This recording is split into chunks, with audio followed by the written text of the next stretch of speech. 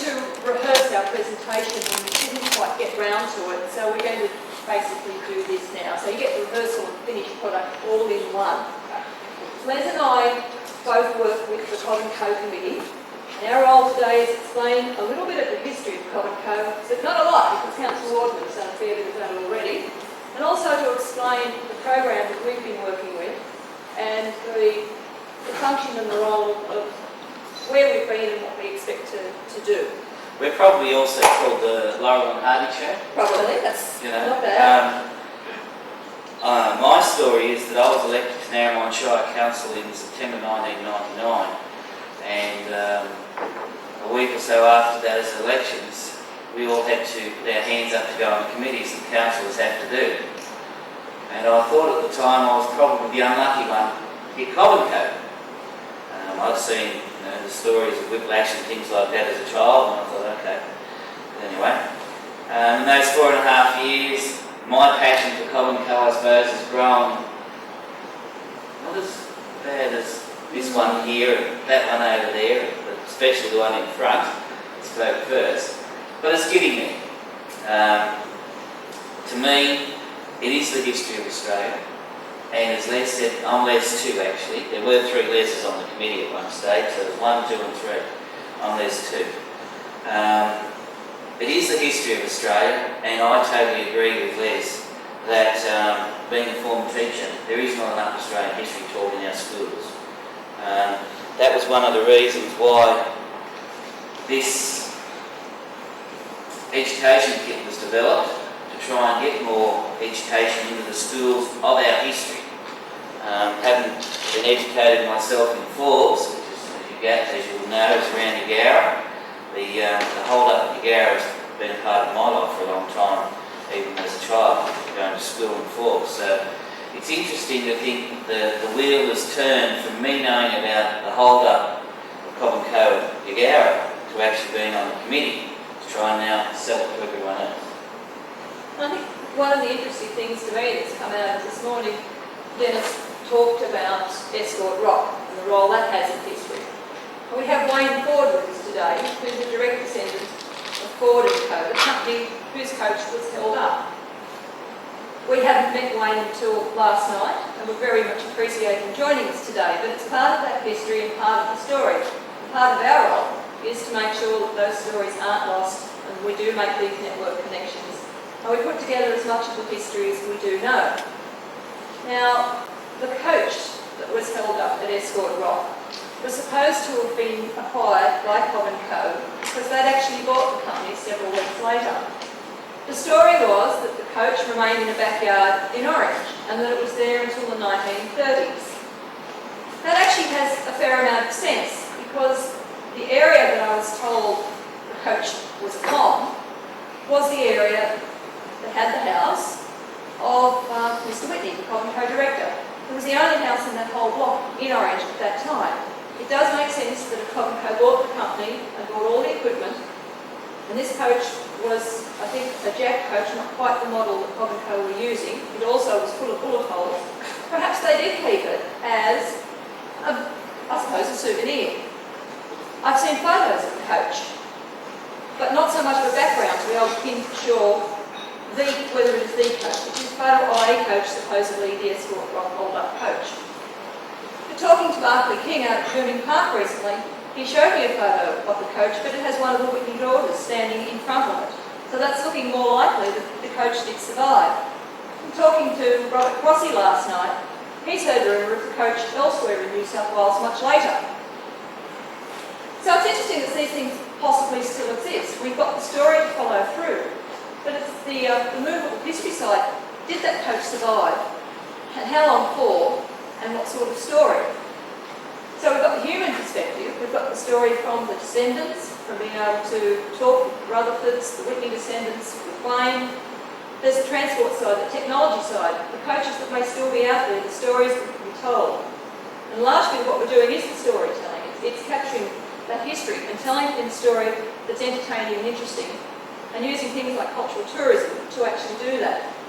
So our committee started around 7 or 8 years ago. It was largely driven by Councillor Wardman and by Barbara Hickson. And Don Burns, who builds coaches, as you've heard, was also part of that team. They made an approach to a number of councils from Bathurst to Bourke to look at forming a committee to record the history of Cobb Co before it was lost. And during that process, we found that there was a lot of tangible evidence still out there. There were a lot of the changing stations, the old inns, they're still in the landscape.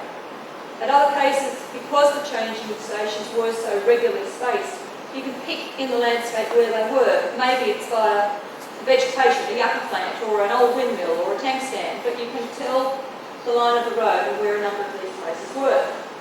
So that gave us the chance to look at cultural tourism to develop the Bathurst The Forum Heritage Trail.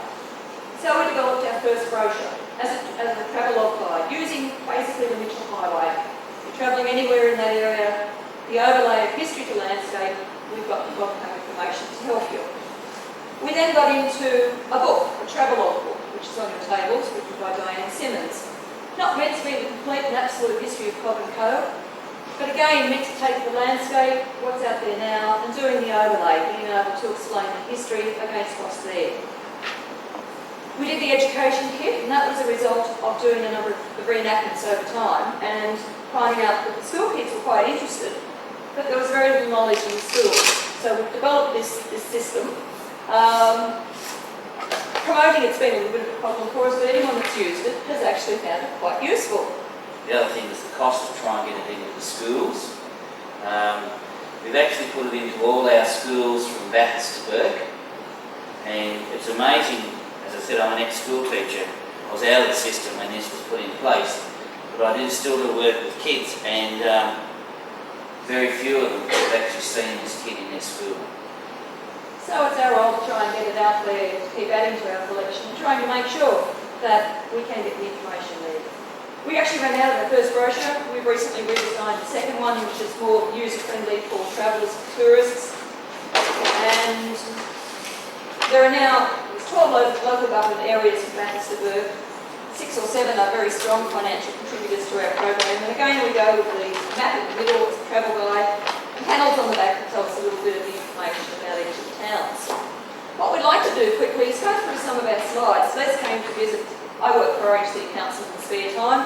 Les dropped by, went through my photographic collection, decided we'd put a few on the screen, and we just want to put them up on the wall and just talk through some of the things that have happened to us as a committee and a little bit of the history of Cobb Co, using some of these slides as a background. Freeman Cobb, the man that started it all. As Les Boardman has told us, an American, came out with the coaching company of Adams & Co, was to look at the opportunities to take a coaching line to the goldfields in Victoria.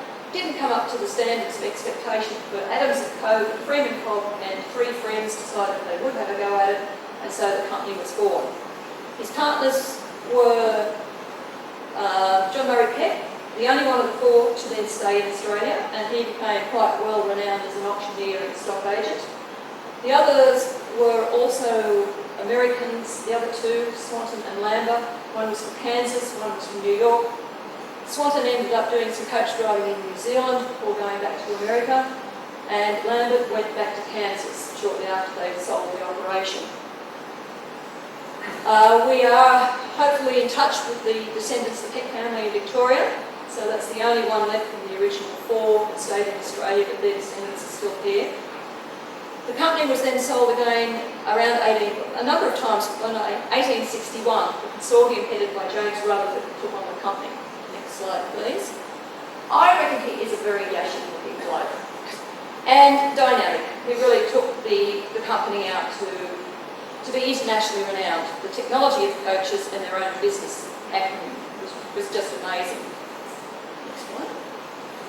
And our other interest here locally, of course, is Mr. Whitney, who, as one of the booking agents, was in Orange for a number of years and then retired to Quebec Park.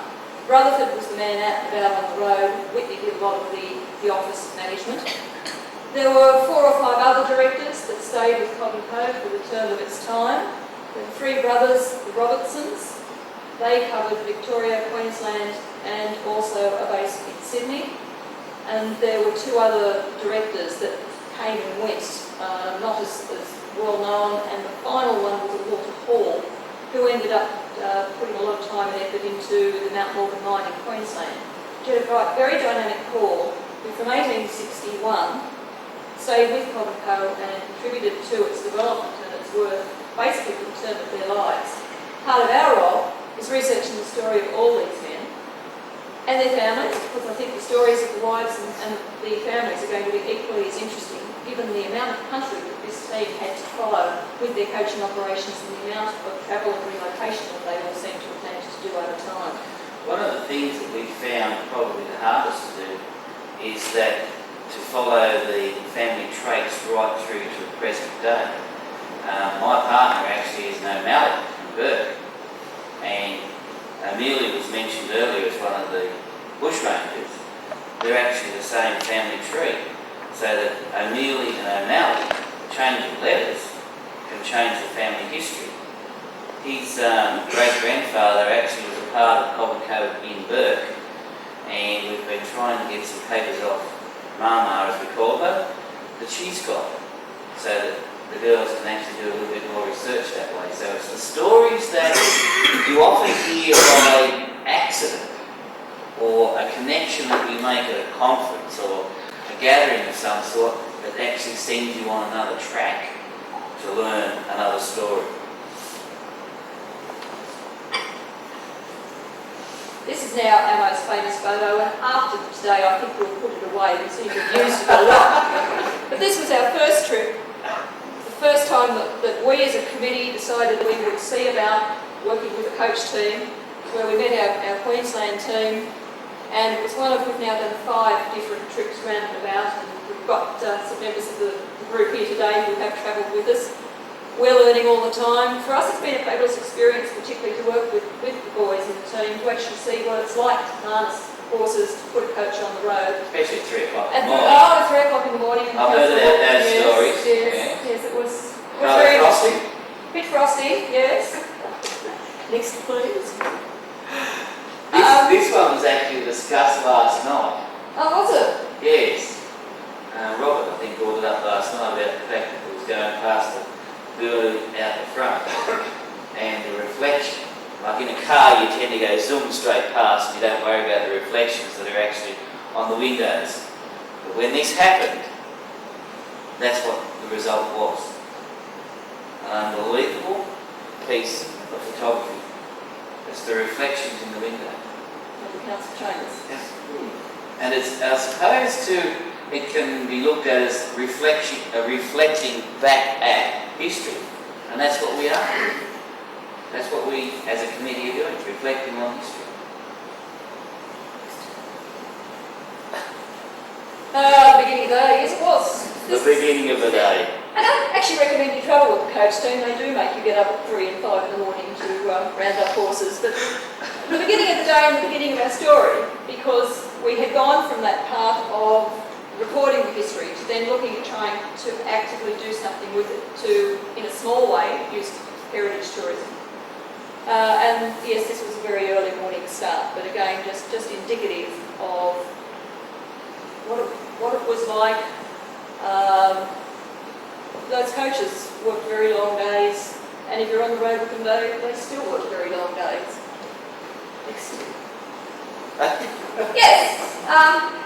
The Grandmaster. The Boss Cocky. This was at Kirming Park in 2000, where we actually did a trip from Bathurst to Burke. This is actually Steve Ralph's coach. It's a white coach, and it would seem that a lot of the coaches that came out of Queensland towards the end of the era and the beginning of the 20th century were painted white. Now there are some theories as to why that's the case. The most likely one is for anything in Western Queensland, white would have been a reflective colour, whereas the burgundy coaches would have absorbed heat. So there may have been a perfectly good reason why they were white. There was some opposition when we were on the road with a white coach, because anyone with a little bit of coaching knowledge in New South Wales expected to see the burgundy involved number. And we did have to field an awful number of questions as to where the heck did we get this ringing white if we have a white coach. Again, it's part of the story.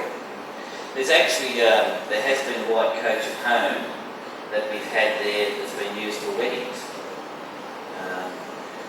Family set up Dappo Lodge, and a part of his portfolio, I suppose, was a white coach, a wedding white coach, as well as his own Cobb Co one. Sadly enough, they've actually gone from Narromine now, because you used to be able to actually take coach rides on a Tuesday and Thursday afternoon that used to come out of one of our carrier parks that's there in Narromine. Judy and her husband would organise those. You'd come back after the coach ride and there'd be fresh damper and Coffee's Joy and tea. This is also out at Coombe Park on that day. And actually it's part of our publicity for this weekend. We've been We're going on through papers. Yeah. Page 2, yesterday's Western Advocate. Page 3 of the Sydney Morning Herald today. It's not doing too bad. So we know there's a lot of interest in Cobb Co out there. And we even actually had page 2 girl In colour. in colour in yesterday's Central Western Day. This is our page 2 girl. Yeah. Big about that. Yeah, indeed. But we're really pleased to see this sort of publicity happening and this sort of interest.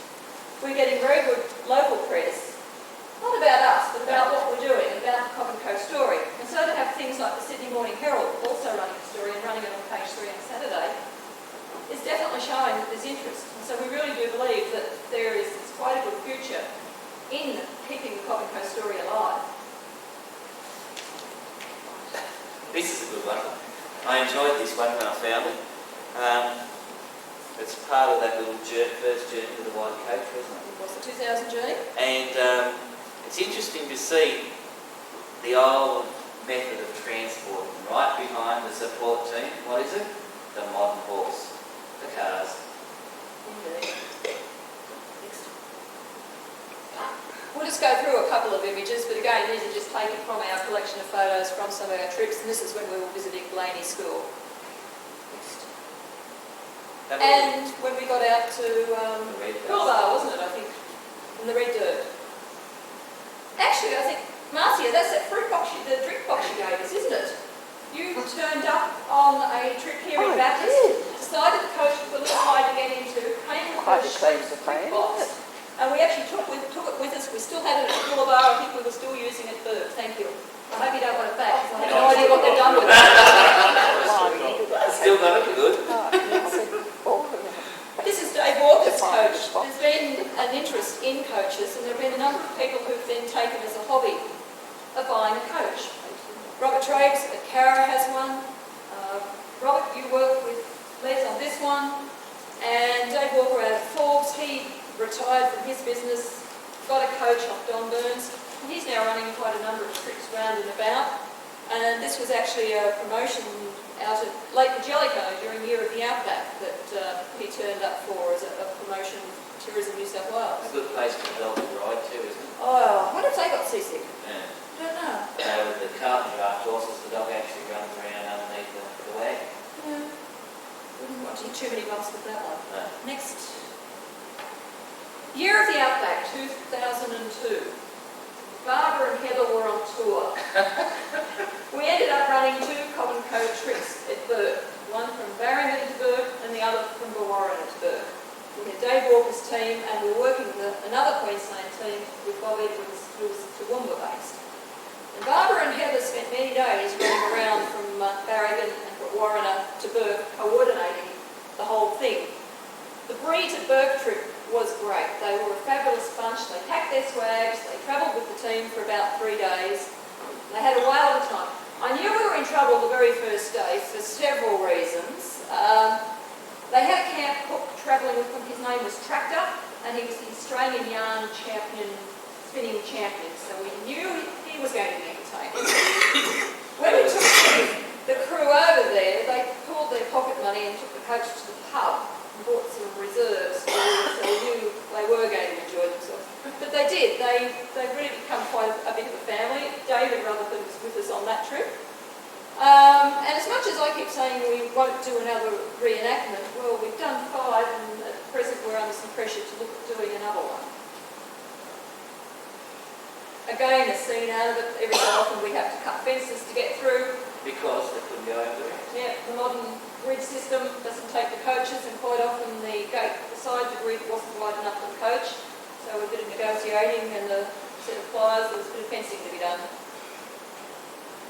We came into Bourke. They were dedicating the Outback Centre, and we were under instructions to bring these 2 coaches in about the same time, coming from opposite directions. travelling at slightly different paces, but they actually came in within a couple of 100 metres of one another, on time.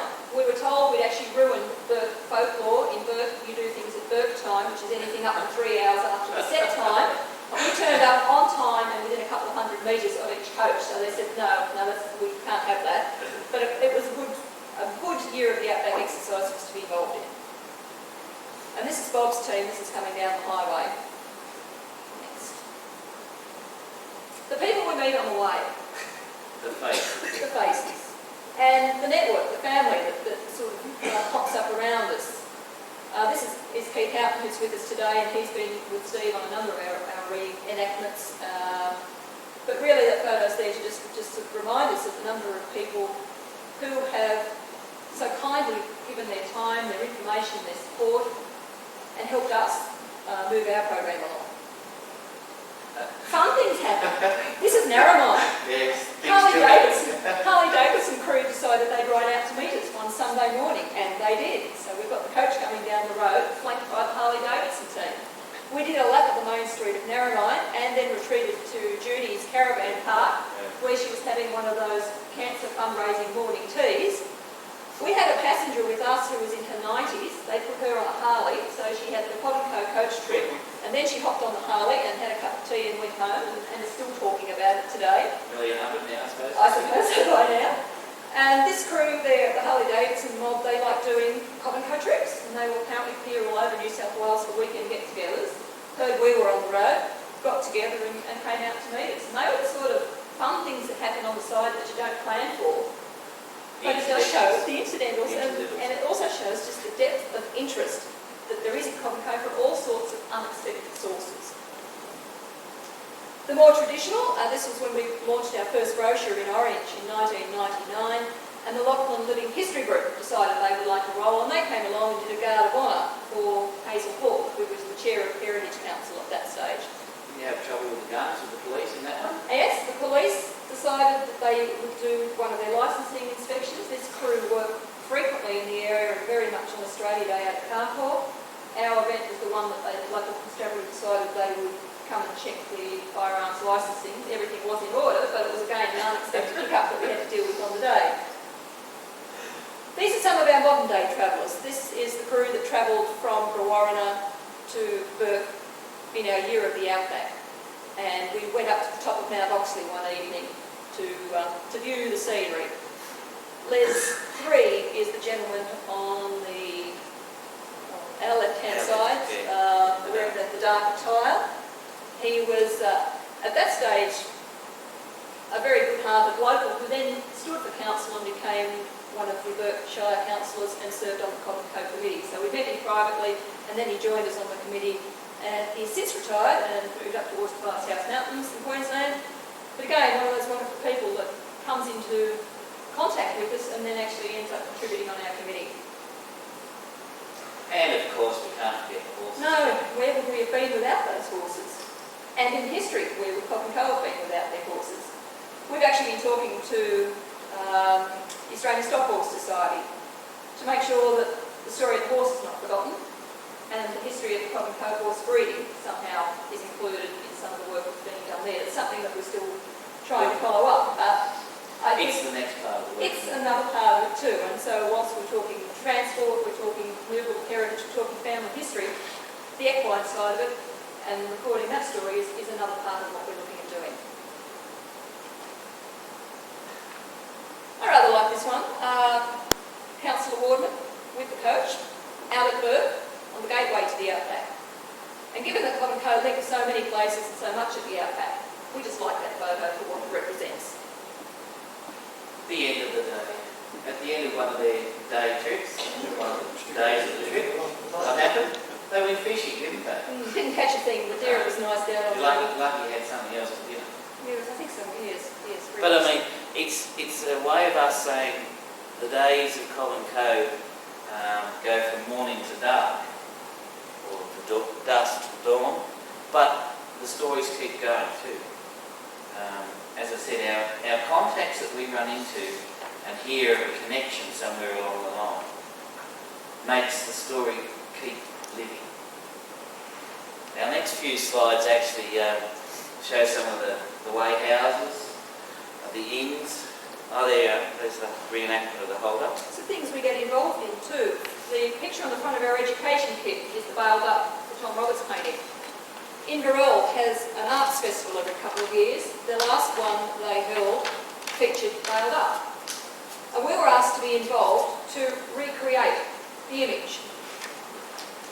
We used the coach from Cowra, the team from Queensland, and Tom Roberts was a historic artist. That hold-up didn't ever happen at that spot, but a coach driver had told Tom Roberts of a hold-up incident on the Inverell to Gleninnis Road. And when Tom Roberts was walking this area and found that spot, he thought it would have been exactly the sort of place a hold-up would have happened. And so he painted Bailed Up. That site is very recognisable today in the current landscape.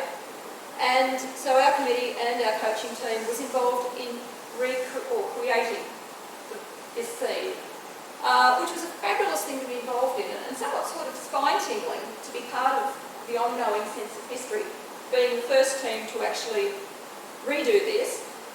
And all the people, the support people in the reenactment on the day were descendants of those who actually posed in the original painting. So we had Tom Roberts' grandson posing as the artist, and each of the locals representing their descendant who had actually posed for the original painting. And it was really quite an honour and a privilege to be involved in something like that. Now we come to the buildings, because part of our concern is through the heritage conservation side, recording the history, but also seeing what we can do to try and save a number of those places in our landscape. This is Cheeseman's Creek Inn, which is west of Orange. That was taken around 1910. It operated as an inn from the 1850s, and it was a Cobb Co inn for quite a length of time. The post office with it operated for 99.5 years, only finishing in the 1980s. That was it then. This is it now. They've built a new house next door. The old house is superfluous to their needs. It's on a small holding. And I would really like to try and save it, but we can't save it all. And so one of the quandaries, and it's something that Barbara and I work with a lot in the committee, is just trying to find ways and people to take on some of these buildings, and where they can't be saved, to at least make sure we record them before we do lose them. This building can still be saved, and at the moment there is someone interested in taking it on. And so we've got a few favourites that we would really like to try and save and do something with, but at least record their story, and where possible, see if we can't work with councils with their local planning rules, and see if we can't give second life to these buildings. Some are in the landscape very much on private land. This is an old coaching stop in the Mullion Ranges north of Orange. Got quite a lean to it, won't last for real long.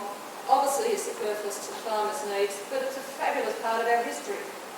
I found out about this when I was doing a quick visit to one of our local photography shops, and the girl there's a very keen photographer, and she'd taken this image and actually sussed out a little bit of the story.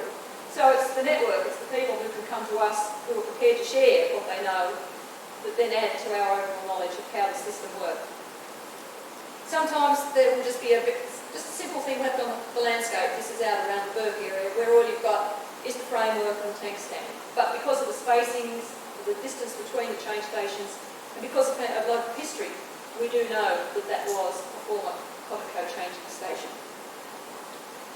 This one? Yeah, this is our favourite. This is our favourite. It is a bugbear, actually. That road that you can see in front is actually the Mitchell Highway. This is about halfway between Narromine and Dubbo. We have arm twisted, whatever way you can possibly put it.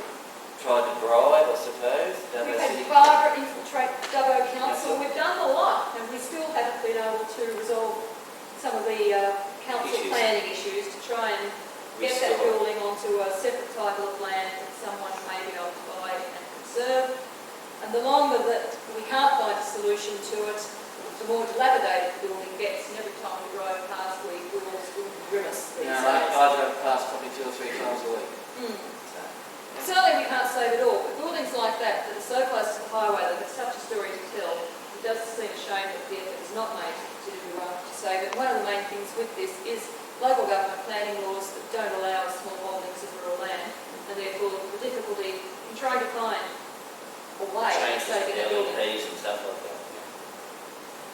Another one that's probably got its used by date on it was the old post office at Gingin, getting out of the Trangie area. Narromine Warren, down the river. Very good for lovely old photographs of rustic old buildings. Very handy to learn the history of it. But the opportunities to keep it all is not possible. But some do stay and get remodelled and continue on. This one's on, as you can see, is at Comingly, on the crossroads between Peak Hill and Bathurst. Very popular truck stop nowadays. And a lot of the pubs, the country pubs that have survived, that are still there and have that story to tell. And our favourite one was Barbara Hickson Save. This is the Riverside Motel at Burke. She convinced her brother to buy it. We all stayed there when in Burke. We highly recommend it. And John and his wife Seifert have done a wonderful job in restoring that building. Don't forget to tell them the Barbara sent you too. Oh yes. A little bit of discount. You mentioned Barbara when you're out there. But they've been very keen to tell the Cobb Co story with their motel. They're very passionate about their site. And it was a building that was definitely in neglect. It was going to cause some problems. Bard found the magic answer. That was one of the success stories. We wish there were a few more Hickson relatives that we could coerce into buying other buildings around and about.